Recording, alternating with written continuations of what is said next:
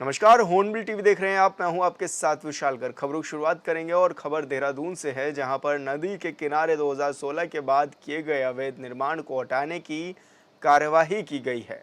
इस दौरान नगर निगम की टीम ने भारी पुलिस बल के साथ काठ बंगला स्थित बस्ती से अवैध निर्माण हटाया।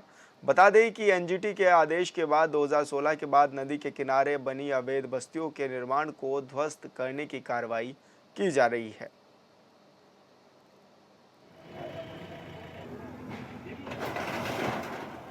400 कुछ मकान टूटे हैं जो चिन्हित के जो 11 मार्च 2016 के बाद जो इंक्रोचमेंट हुआ है वो सब टूटने लगे।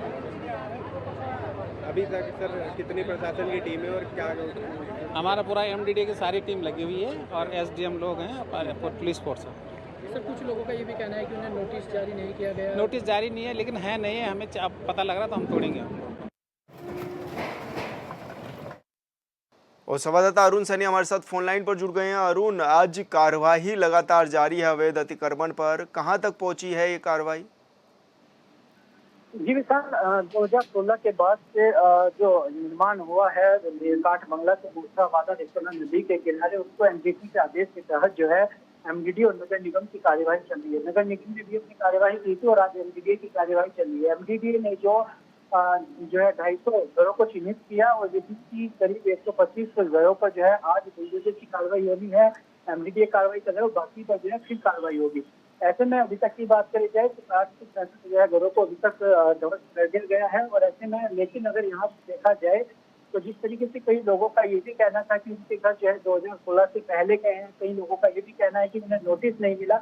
ये तमाम ऐसी चीजें भी जो है धरातल पर देखने को मिली। लेकिन एक बात स्पष्ट है कि उसमें जो है एमडीडीए की जो टीम यहाँ पर पहुंची, उसके बीच में समन्वय जो है वो देखने को नहीं मिला। जिस तरीके से कई मौके पर ही जो है ये कहा जाता पहले की चिन्हीकरण किया गया है, लेकिन मौके पर ही जब लोगों ने अपने दस्तावेज दिखाए तो कई लोगों को जो है नोटिस ही जारी नहीं हुआ। ऐसे में कार्यवाही किस तरीके से हुई ये भी वहां पर देखा गया। और ऐसे में जो नोटिस कई लोगों का ऐसे भी थे जिन्हें नोटिस नहीं मिला, बावजूद उसके उनके घर को तोड़ने की कोशिश की जा रही थी। जब उन्होंने अपने कागज दिखाए और दिखाया कि उन्हें नोटिस नहीं मिला, उसके बाद बुलडोजर रुका। तो इसी तरीके से जिस भी घर पर जा रहे हैं वही जो है अपने दस्तावेज दिखा रहा है। हालांकि कई घरों को नोटिस भी जारी हुआ है, लेकिन कई घर ऐसे भी हैं जिन्हें नोटिस जारी नहीं हुआ। और ऐसे में उन्होंने दस्तावेज बुलडोजर लेकिन उन पर जो है घरों को तोड़ने के लिए पहुंच गया। लेकिन जैसे उन्होंने दस्तावेज दिखाए तो वो 2016 के पहले के दिखाई दिए और नोटिस भी जो है उन्हें जारी नहीं हुआ। तो ऐसे में सवाल एमडीडी की कार्यवाही पर भी उठते हैं कि जब चिन्हीकरण की बात की जा रही है कि चिन्हीकरण किया गया है, तो ऐसे में फिर कैसे चिन्हीकरण किया गया है? क्योंकि मौके पर ही जो है जो कागज दिखाए जा रहे हैं उसमें लिस्ट जो नोटिस की जो लिस्ट है उसमें नाम नहीं है कि नोटिस जारी हुआ है नहीं हुआ। उसके बाद फिर बुलडोजर आगे सरकाया गया। तो इस तरीके की तमाम चीजें भी देखने को मिली। लेकिन एमडीडी की कार्रवाई में चिन्हीकरण की जो बात है वो कुछ थोड़ा जो है ढीला दिखाई दिया। लेकिन वहीं से लोग हैं जो वहां पर रहने वाले लोग हैं उनका भी विरोध देखने को मिला। लोगों का ये कहना है कि देखिए जब 2016 के बाद बसे हों या 2016 के पहले के जो भी लोग बसे हैं, इन्हें बसाने का काम राजनीतिक दलों ने ही किया है, चाहे सरकार किसी की भी रही हो। नेताओं ने इन्हें बिजली दी, पानी दी, सड़क दिया, सारी चीज जो है इनको दी। लेकिन उसके बावजूद जो है अब इन्हें तोड़ा जा रहा है। लोगों का ये विरोध भी देखने को मिला और लोगों का ये भी कहना था कि जब इन्हें तोड़ना ही था तो इन्हें फिर बताया क्यों गया, क्यों यहाँ पर सड़कें दी, क्यों पानी दिया, क्यों बिजली दी, बिजली के बिल भी लोगों ने वहां पर दिखाए। तो ये तमाम ऐसी चीजें हैं जो देखने को मिली और लोगों का भी काफी विरोध देखने को मिला। लेकिन एक बात स्पष्ट है कि जिन नेताओं ने इन्हें, जिन राजनीतिक दलों ने इन्हें बताने का काम किया, वो कहीं भी जो है अब दिखाई नहीं दिए जब इनके ऊपर जो है बुलडोजर की गाज हो रही है। हालांकि विपक्षी दल कांग्रेस के कुछ नेता और जो पार्षद हैं वहां पर पहुंचे। हालांकि जब लोगों ने नोटिस का कहा कि नोटिस नहीं दिया गया उन्हें, तो कांग्रेस के नेता भी वहां पर मौजूद, उन्होंने विरोध किया। तो कई लोगों के घर जो है इस वजह से भी बच गए जब उन्होंने जो है बातचीत की अधिकारियों से और देखा कि नोटिस जारी नहीं हुआ। हालांकि कांग्रेस के कुछ नेता और पार्षद वहां दिखाई दिए, लेकिन जो अन्य राजनीतिक दल है जो या और भी जो नेता हैं, जो विधायक हैं, जो क्षेत्रीय विधायक हैं, उनको कहीं वहां पर दिखाई नहीं दिए जिन्होंने भी इन्हें बचाने का काम किया है। ऐसे में लोगों को आज उनके हाल को छोड़ दिया गया। लेकिन जिस तरीके से ये भी कहा जा रहा है कि इनके पुनर्वास की बात की जाएगी, लेकिन अभी ऐसा जो है धरातल पर कुछ दिखाई नहीं दिया। लेकिन लोगों का सीधे जो सवाल थे वो सवाल लोगों ने किए, जो कि सड़क क्यों दी, बिजली क्यों दी, पानी क्यों दी, उस टाइम जो है इन्हें बताने का काम किया। लोगों ने ये भी कहा कि जब वोट का टाइम आता है तब इन्हें हाथ पकड़ पकड़ कर वोट ले जाने के लिए ले जाते हैं, तो उस टाइम बिजली भी देते हैं, पानी भी देते हैं। लेकिन अब जो है उनके ऊपर कार्रवाई हो रही है।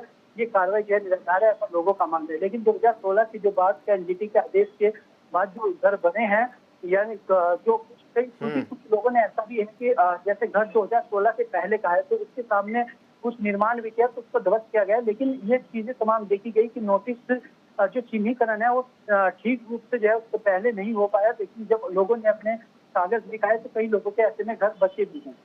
बिल्कुल अरुण, बहुत बहुत शुक्रिया आपका तमाम जानकारी साझा करने के लिए। उत्तराखंड की 2 विधानसभा सीटों पर उपचुनाव होने हैं, जिसको लेकर राजनीतिक दलों ने अपनी तैयारियां तेज कर दी हैं। 2022 में बीजेपी मंगलौर और बद्रीनाथ में दोनों ही सीटों पर इलेक्शन हार गई थी। मंगलौर सीट पर तो बीजेपी आज तक खाता भी नहीं खोल पाई है। ऐसे में बीजेपी नई रणनीतियों पर काम कर रही है, जिसको लेकर बीजेपी प्रदेश अध्यक्ष महेंद्र भट्ट से हॉर्नबिल टीवी ने खास बातचीत की है।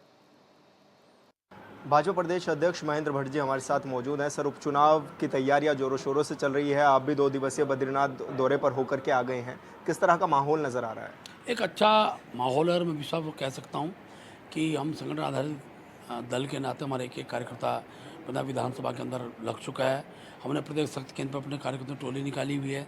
हमारे अगल बगल के दोनों विधायक कनप्यागर नीनोटाल जी हैं, भोपाल राम टमटा जी हैं, रुद्रप्रयाग भरत चौधरी जी हैं, और कुछ दिनों के बाद हमारे प्रदेश सरकार के अनेकों जो मंत्री हैं उन मंत्रीगणों के भी कार्यक्रम वहाँ लगाने वाले हैं। भारतीय जनता पार्टी चुनाव को बहुत प्लानिंग से लड़ती है और हर प्लानिंग के पीछे अच्छी जीत एक लक्ष्य होता है। और मैं कह सकता हूँ कि कांग्रेस की ये जो सीट थी, ये सीट भी हम भारतीय जनता पार्टी पक्ष में लाने में सफल होंगे। सर, स्टार प्रचारकों की लिस्ट भी आपने जारी कर दी है, कब से उनके दौरे देखने को मिलेंगे? 26 तारीख को, क्योंकि नाम वापसी का अंतिम दिन है, उसके बाद हम सारे अपने स्टार प्रचारक कार्यक्रम वहाँ लगाने वाले हैं। और हमारे कनेकों से हमारी बातचीत हो चुकी है, उनके कार्यक्रम यथावत होंगे। मुख्यमंत्री की 4 से 5 सभाएं हम उस क्षेत्र में करेंगे। इसके अलावा हमारे प्रदेश सरकार के मंत्रीगणों की शक्ति केंद्र स्तरों पर सभाएं, वो सब की लिस्ट हमने बना दी है। बहुत जल्द सब तक वो जानकारी में आएगा। सर, क्या मंगलौर सीट को टफ मान रहे हैं आप? क्योंकि जिस तरह से वहाँ के समीकरण अभी तक आए हैं, 2020-24 लगातार चल भी रहा है, जिस तरह से काफ़ी लंबे समय रहा है, तो क्या लग रहा है आपको कि क्या इस बार बीजेपी जीत दर्ज करेगी? इस बार बीजेपी 100% मंगलौर सीट जीतने जा रही है, क्योंकि ये बाई इलेक्शन है और बाई इलेक्शन में जनता को पता होता है कि सरकार किसकी है और क्षेत्र की जनता को विकास चाहिए। और क्षेत्र के जब विकास का जब आते हैं मंत्री, तो सत्ता पक्ष के विधायक को जिताने से ही विकास को का एक अच्छा स्वरूप देखने को मिलता है। और मुझे पूरा विश्वास है कि हमारे जो वहाँ के प्रत्याशी हैं, जिस प्रकार का जन समर्थन को प्राप्त हो रहा है, उस आधार में कह सकता हूँ अच्छे मतों से हम सीट को जीतेंगे। लेकिन सर, कांग्रेस लगातार ये सवाल जरूर उठा रही है कि बाहर ही उनको बता रहे हैं मंगलौर सीट पर जो आपके प्रत्याशी है करतार सिंह भड़ाना को। भैया, करतार सिंह भड़ाना का जो उत्तराखंड के प्रति जो प्रेम है, जो लगाव है, लंबे समय से वो यहाँ से टिकट मांग रहे थे। लगभग 18 वर्ष पहले उन्होंने टिकट मांगा था, हमने उनको टिकट दिया नहीं। वो निश्चित उनका एक भाव इस राज्य के प्रति रहता है। और मैं आज कह सकता हूँ कि एक प्रभावशाली नेतृत्व है। और कांग्रेस जिनको अपना करे वो कहाँ के लोग हैं, पहले तो ये तय हो। अगर बसपा के व्यक्ति को तुमने कांग्रेस में लाकर टिकट दे दिया हो, तो वो भी तो बसपा में थे। और किसकी प्रमाणिकता आप बता रहे हैं कि वो उत्तराखंडी है कि नहीं है? उत्तराखंड के अंदर जो भी नागरिक है वो उत्तराखंडी है, जो मतदाता उत्तराखंडी है, और वो विकास चुनाव के लोग वोट देने वाले हैं। सर, दिल्ली में एक बड़ी बैठक करने जा रहे हैं आप लोग, क्या रहेगा बैठक में और किस तरह के चीज़ें हो सकती हैं? देखिए, दिल्ली के अंदर हमेशा लोकसभा सत्र से पहले हमारे सभी सांसदों का, हमारे राष्ट्रीय नेतृत्व का बैठना होता है। हमारे जो उत्तराखंड को का जिनको इसका दायित्व मिला है, ऐसे हमारे महामंत्री संगठन BL संतोष जी उस बैठक में रहेंगे, हमारे प्रभारी जी रहेंगे, हमारे सह प्रभारी जी रहेंगे, हमारे 8 सांसद उस बैठक में रहेंगे। प्रदेश अध्यक्ष नाते मेरा भी उस बैठक में रहना और रहेगा ही। तो मैं कह सकता हूँ कि हम अनेकों जो समसामयिक विषय के साथ साथ राजनीतिक विषय जो आज के परिप्रेक्ष्य में उत्तराखंड के अंदर है, उसमें विधानसभा के बाई इलेक्शन है, आगामी जो नगर पालिका के नगर निगमों के चुनाव हैं, पंचायत के चुनाव, उन सब पर हमारी एक व्यापक चर्चा होगी। सर, भू कानून को लेकर के लगातार मांग बढ़ रही है उत्तराखंड में, किस रूप में देख रहे हैं? हर मांग को पूर्ण करना ये भारतीय जनता पार्टी का काम है। सरकार हमारी है और जिस विषय को लेकर अपोजिशन इशू उठाता है वो हमारे इशू होते हैं और उनके समाधान का हम लोग काम करते हैं। धन्यवाद सर, हॉर्नबिल टीवी से बातचीत करने के लिए। तो भाजपा प्रदेश अध्यक्ष महेंद्र भट्ट को आप सुन रहे थे, जो कि तमाम विषयों पर हमसे बातचीत कर रहे थे। हॉर्नबिल टीवी के लिए देहरादून से विशाल गर्ग। उत्तराखंड के उत्तरकाशी में पानी के लिए महीनों से गांव के लोग परेशान हैं और जिला अधिकारी कार्यालय के बाहर धरना दे रहे हैं। सीएम ने आश्वासन दिया था, लेकिन अब तक ग्रामीणों की समस्याओं का समाधान नहीं हो पाया है। लिहाजा शासन और प्रशासन के खिलाफ लोगों ने नारेबाजी भी की है। इस रिपोर्ट में देखिए। अनैतिक और अन्यायपूर्ण कार्यप्रणाली के खिलाफ, जल जीवन मिशन के भ्रष्टाचार के खिलाफ हम 18 जून से अनिश्चितकालीन धरना सत्याग्रह पर बैठे हुए हैं। जिला प्रशासन होश में आओ, होश में आओ, होश में आओ। जिला प्रशासन पानी दो, पानी दो, पानी दो। उत्तराखंड के उत्तरकाशी जिला मुख्यालय पर डांग गांव के लोग 18 जून से ही धरने पर बैठे हैं और पता नहीं आगे और कितने दिनों तक धरना देना पड़ेगा। हैरानी होती है कि गांव के लोग जिलाधिकारी के कार्यालय के बाहर इतने दिनों से धरने पर बैठे, फिर भी डीएम साहब इन ग्रामीणों की समस्याओं का हल नहीं कर पाए, जबकि राज्य के सीएम पुष्कर सिंह धामी ने अधिकारियों को सख्त आदेश दिया है कि किसी भी हाल में इन ग्रामीणों की समस्याओं का हल किया जाए। गांव बचाओ आंदोलन के नेतृत्व में 18 जून से जिला प्रशासन के खिलाफ, जल संस्थान के खिलाफ, जिला प्रशासन की अनैतिक और अन्यायपूर्ण कार्यप्रणाली के खिलाफ, जल जीवन मिशन के भ्रष्टाचार के खिलाफ हम 18 जून से अनिश्चितकालीन धरना सत्याग्रह पर बैठे हुए हैं। हमारे गांव में जल जीवन मिशन से पेयजल के टैंक का निर्माण किया गया, पानी के कनेक्शन दिए गए, पाइपलाइन बिछाए गए, लोगों को टोंटियां दी गई, परंतु पेयजल का जो नया टैंक बनाया गया उसको मेन लाइन से कनेक्ट नहीं किया गया। टैंक अभी तक सूखा है। दरअसल उत्तरकाशी जनपद मुख्यालय से महज 2 किलोमीटर दूर डांग गांव बसा है, जहां के लोग 2013 से ही बूंद बूंद पानी के लिए तरस रहे हैं। ग्रामीणों का आरोप है कि जल जीवन मिशन के अंतर्गत पाइपलाइन तो बिछा दी गई है, पर आज तक टैंक से इसे नहीं जोड़ा गया, जिसके कारण गांव में जल संकट लंबे समय से बरकरार है। हमें पता चला है कि इस योजना की जो लास्ट डेट है, जो डेडलाइन है, वो 30 जून तक है।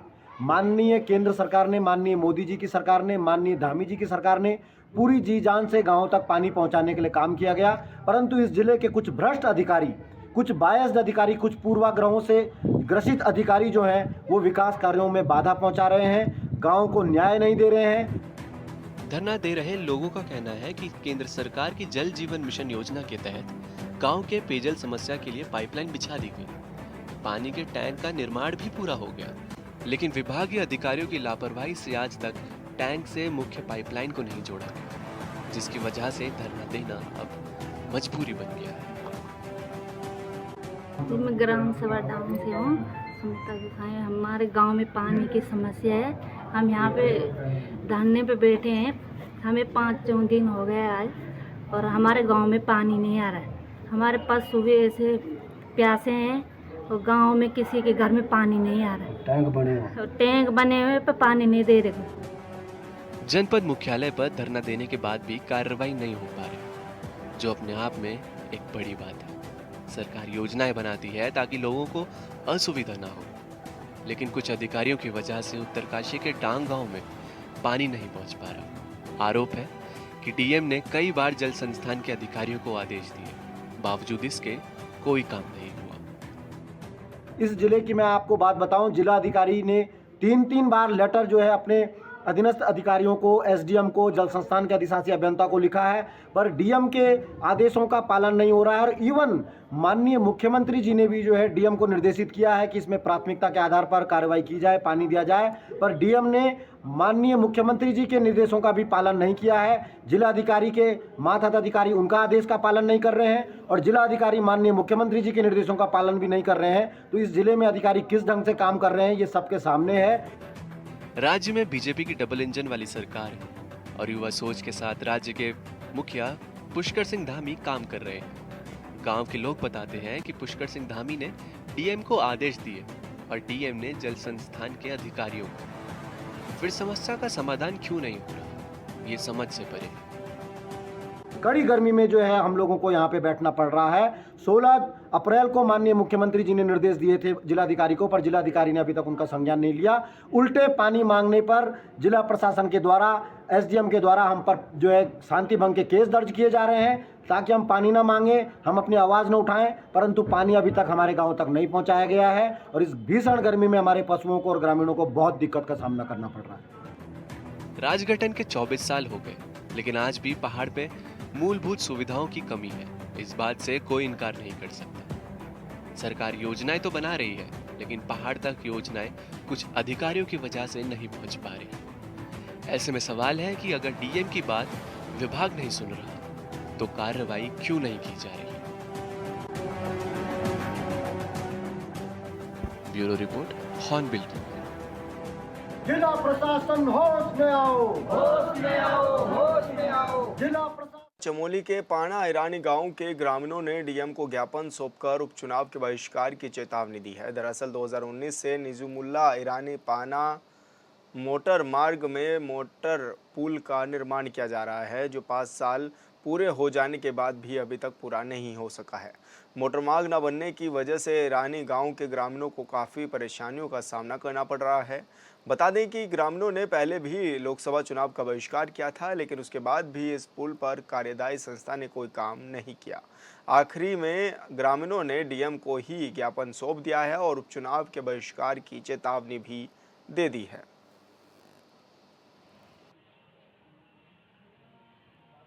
हमारे क्षेत्र में सर रोड की बड़ी समस्या है। 2009 से हमारी एक सड़क कटी नहीं मिला तो पाना ईरानी है, लेकिन उस सड़क अभी तक सिर्फ मात्र 16 किलोमीटर बनी है, उससे आगे नहीं बनी है। जो हमारे ग्रामीण है, दूर दराज के लोग हैं, दुख बीमार होते हैं, उनको हमें डांडी कांडी के माध्यम से लेना पड़ता है। और पीएम जैसे पोखरी के और सीएम साहब से भी सबसे भी शासन प्रशासन हमने बहुत बार ज्ञापन दिया। हम लगातार जब हम प्रधानमंत्री 2019 से शासन प्रशासन हम लगातार लगेंगे रोड को बना दो, लेकिन अभी तक उन्होंने 10% में काम नहीं किया। एक झिंझी नामक स्थान पर एक पुल है, पहले हमारे एक झूला पुल था वो भी तोड़ दिया उन्होंने, आने जाने के लिए वो भी तोड़ दिया, और दूसरा पुल था वो पुल भी नहीं बन पाया महोदय। तो हमारे शासन प्रशासन ये कि हमारी जल्द से जल्द। दिनेशपुर के सुंदरपुर में भागड़ा नदी के ऊपर 16 लाख की लागत से बने पुल को लेकर ग्रामीणों में आक्रोश दिखाई दे रहा है। ग्रामीणों का आरोप है कि पुल के निर्माण में धांधली की गई है। इसी खबर को प्रमुखता से चलाने के बाद जिला प्रशासन की टीम पुल की जांच करने के लिए मौके पर पहुंच गई।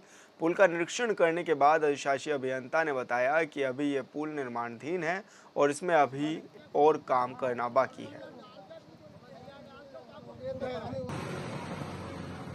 जो रास्ता है, ये रास्ते भी कह रहे हैं कि हम लोग दीवार बनाना चाह रहे हैं, ये लोग बनाना नहीं चाह रहे, तो ये आपसी विवाद है गांव वालों का। विभागीय विवाद कुछ नहीं है। अगर ये सॉर्ट आउट कर रहे तो नहीं कर पा रहे, तो हम यहाँ कल एक एप्लीकेशन देंगे पुलिस में और अपना काम स्टार्ट करा देंगे, क्योंकि ये सरकारी काम को रोका जा रहा है। बारिश को देखते, मानसून को देखते हुए अगर काम रुकता है ज़्यादा, फिर नुकसान होगा गाँव वालों का, रास्ता भी नहीं चल पाएगा। तो हमारी ये कोशिश रही, कल हम काम यहाँ स्टार्ट करा देंगे। 16 लाख में जो हमारा ये रास्ता है, इसका 480 का था, 480 में हमने 5 मीटर बनाया है, और इसके दोनों तरफ ब्लॉक बनने हैं 14 मीटर में। तो वो अभी हमने जो इसका 16 लाख में हमने कोई पेमेंट नहीं किया, कुछ नहीं किया, ऐसा कुछ कोई पेमेंट नहीं किया। अभी काम इनकम्प्लीट है। इनकम्प्लीट सिर्फ इस वजह की विवाद की वजह से है। अगर ये विवाद सॉर्ट आउट हो जाता तो हम 1 हफ्ते में काम कंप्लीट कर देंगे, क्योंकि मानसून आने वाला है। तो मेरे संज्ञान में भी ये मामला है, उसको मैंने तुरंत एक्शन साहब से बात करी, एई साहब से बात करी, जेई साहब से बात करी, और उनको निवेदन किया कि आप 5 बजे यहाँ मौके पर आएंगे, और ठेकेदार भी आज यहाँ मौके पर आ चुके हैं। और जो काम अभी अधूरा है, इस काम को वो शीघ्रता से, यदि विवाद कोई नहीं होता तो हफ्ते 10 दिन में वो काम को पूरा करेंगे। और इससे कि लेफ्ट साइड में यहाँ पर किसान ने एक ने मिट्टी डालने से रोक रखा है, और उससे भी वार्ता हुई है, लेकिन अभी वो मान नहीं रहा। यदि ये विवाद निपट जाता तो मुझे लगता है हफ्ता 10 दिन में रफ्ता पुल कंप्लीट हो जाएगा। पहाड़ों में सुगम और सुरक्षित यातायात के लिए करोड़ों की लागत से बनी ऑल वेदर सड़क लोगों के लिए मुसीबत बनी हुई है। NHIDCL की ओर से बनाए गए स्क्रीबर का पानी लोगों की नाप भूमि में छोड़ा गया है, और सड़क निर्माण कर रही एजेंसी की ओर से न तो सड़क किनारे नाली बनाई गई है और न ही सुरक्षा दीवार बनाई गई है। ऐसे में जब बरसाती सीजन में लोगों के लिए खतरा पैदा हो गया है। ऐसा ही दूसरा मामला लंगासू में भी देखने को मिला है, जहां पर आवासीय भवनों के सामने पहाड़ी से पत्थर गिर रहे हैं, जिसको लेकर सुरक्षा के इंतजाम नहीं किए गए हैं। वो ठीक है, वो बोल देगा। इस प्रकार से NDCL और ऑल वेदर के कर्मचारियों ने, मैं तो लापरवाही समझूंगा, लापरवाही है ये। इस लापरवाही से निपटने के लिए बार बार हम ऑल वेदर के पास जा रहे हैं, NHDCL के पास जा रहे हैं कि जहां जहां आपके भूस्खलन जोन है उसका जल्दी से जल्दी ट्रीटमेंट कर दिया जाए, लोगों को कोई खतरा ना हो, यात्रियों को कोई खतरा ना हो। ऐसे ही कई मामले आप कणविभाग में देख रहे होंगे, आपने सिरोली में देखा होगा कि इन्होंने इस पर बना रखा है, वहाँ पर लगातार बरसात का पानी बह रहा है, लोगों के आवश्यक मकानों को खतरा बना हुआ है। हम चाह रहे हैं कि इस कवर हो, जहाँ पर भूस्खलन हो वहाँ पर जाली लगाई जाए, उसका ट्रीटमेंट कर दिया जाए, जिससे लोगों को सुरक्षा की दृष्टि से लोगों को कोई परेशानी न। उत्तराखंड में चारधाम यात्रा रफ्तार पकड़ती हुई नजर आ रही है। पिछले 2 दिनों में मौसम का मिजाज बदला हुआ है। हल्की बारिश की फुहारों के बीच यमुनोत्री, गंगोत्री समेत बद्रीनाथ, केदारनाथ धामों में तीर्थयात्रियों की संख्या बढ़ी है। सुहाने मौसम के बीच श्रद्धालुओं ने दिव्य तृप्त कुंड में स्नान करने के बाद भगवान बद्री विशाल के दर्शन किए। बता दें कि बद्रीनाथ धाम में रविवार को करीब 14,500 श्रद्धालुओं ने दर्शन किए हैं।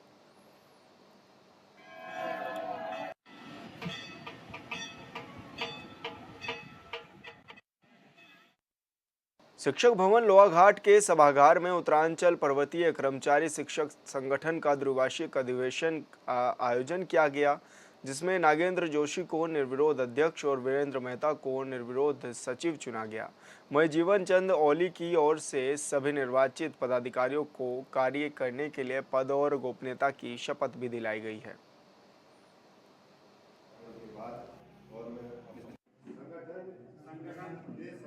आज शिक्षक भवन लोहाघाट के सभागार में उत्तरांचल पर्वतीय कर्मचारी शिक्षक संगठन के इस अधिवेशन में पुनः मुझे जनपद चंपावत के अध्यक्ष पद पर निर्विरोध निर्वाचित किया गया है।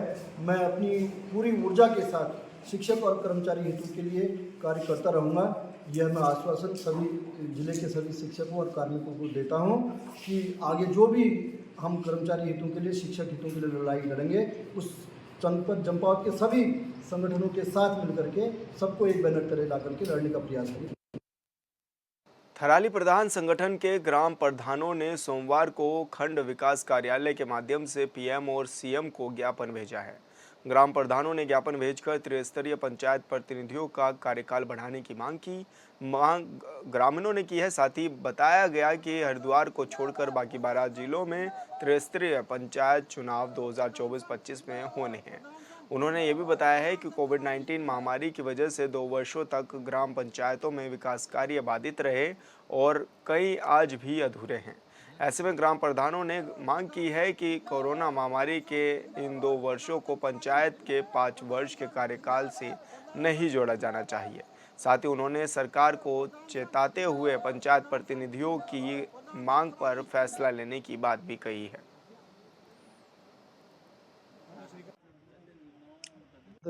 और मैं ये बताना चाहता हूं कि जो प्रदेश प्रधान संगठन ने और पूरे तीनों त्रिस्तरीय पंचायत चुनावों के संगठनों ने जो आज निर्णय लिया था कि आज हम पूरे प्रदेश में ज्ञापन देंगे। पूरे प्रदेश में जितने भी प्रधान संगठन के माध्यम से आज ज्ञापन मुख्यमंत्री जी को दिया जाएगा, और जिसमें ये बात सामने आई थी कि कम से कम प्रधान संघ के कार्यकाल को, जो कोरोना के टाइम पे प्रधान संघ का जो कार्यकाल 2 वर्ष लगभग शून्य का कार्यकाल था, उस कार्यकाल को बढ़ाने की दिशा में प्रदेश सरकार कोई ना कोई निर्णय जल्द से जल्द निकाले। अन्यथा प्रदेश प्रधान त्रिस्तरीय पंचायत चुनाव का जो संगठन है वो आंदोलन करने पे मजबूर हो जाएगा और प्रदेश सरकार के खिलाफ सड़कों पे उतरने पे मजबूर हो जाएगा। प्रधान संघ थराली की मांग है कि हमारा कार्यकाल कम से कम 2 साल बढ़ाया जाए, क्योंकि बीच में कोरोना काल के चक्कर में हमारे गांव में कोई भी काम नहीं हुआ, ना प्रस्ताव गांव की बढ़ी थी, ना गांव में खुली बैठकें हुई थी। इसलिए वो जो गांव का जो विकास होना था हो नहीं पाया। इसलिए हम चाह रहे कि कम से कम 2 साल हरिद्वार के साथ हमारे पूरे उत्तराखंड का चुनाव एक साथ किया जाए। इसलिए वो कुछ प्रधानियां, क्योंकि महिलाएं बहुत इंटीरियर एरिया में है, इसलिए वो आ नहीं पाए, उनको हो सके सुविधा ना मिल पाए। अगला कदम हमारा 1 जुलाई से इसमें चक्का जाम का वो करने का है, तालाबंदी करने का है। तो जैसे जैसे हमें ऊपर से दिशा निर्देश मिलेगा उसके अनुसार हम आगे का वो करेंगे। और फिलहाल इस बुलेटिन में इतना ही। आप देखते रहिए हॉर्नबिल टीवी। नमस्कार।